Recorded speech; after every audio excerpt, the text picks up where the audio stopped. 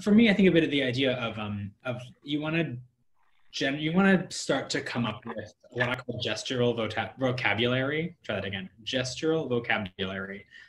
So, in the same way that when you're learning to speak, you are going to learn new words by listening to other people, by reading, by looking up specific words, by writing, so there's a whole bunch of different ways that you can learn to expand your own vocabulary. The same thing applies as a conductor.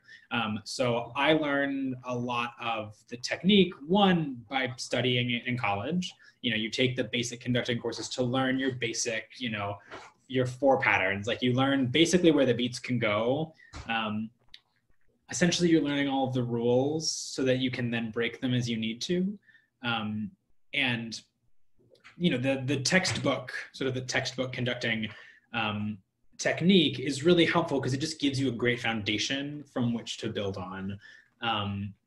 But it doesn't mean that at the end of the day, that's exactly where all the beats have to go, right? I mean, the textbook is one way to get started. So, it took basic conducting and several other conducting classes in college. And it was a lot of, here is the technique, here is how you give a preparatory gesture, here is how you cue someone, here is how you start to think about how your body shows the music. But in terms of learning to conduct, I mean, yeah, there is time spent in front of a mirror. I had a conductor in college who had really wonderful advice. And he said, if you're watching yourself conduct in the mirror, if you're watching your hands, you will see what you want to see. So you often won't see the problems. You will see you'll see the things that you like about your gesture.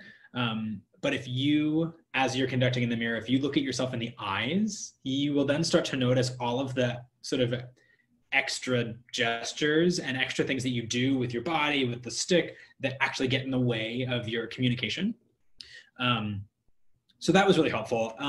A lot of it, everybody has their own feelings about, do you conduct along to recordings or not? I think growing up, conducting along to recordings was really helpful for me because it helped me start to come up with gestural vocabulary. It was my chance to figure out, how do I move my hands to mimic the music? How do I move my hands to show what the music feels like? The problem with conducting along to a recording is you are reactionary instead of taking initiative to generate the sound. So it can be, there is a bit of a transition from conducting a recording to actually conducting an ensemble, because with an ensemble, you're going to live the slightest bit ahead of them because you have to show them where you want the music to go.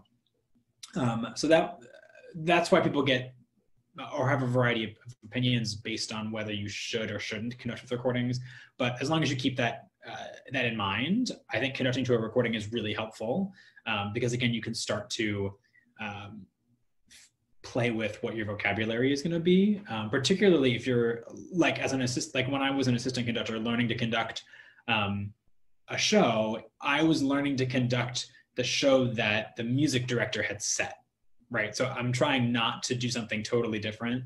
And the same thing, like when my assistants were learning to conduct Miss Saigon, they often would conduct along with a recording of me conducting the show, because that's just a way to get my version of the show into your body.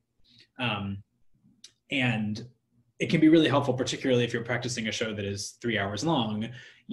You're going to want to know how to navigate some of the tricky spots. You're going to want to know exactly what your gesture is going to be to get in and out of some of the transitions and things like that. So in that regard, conducting along to a recording can be really helpful.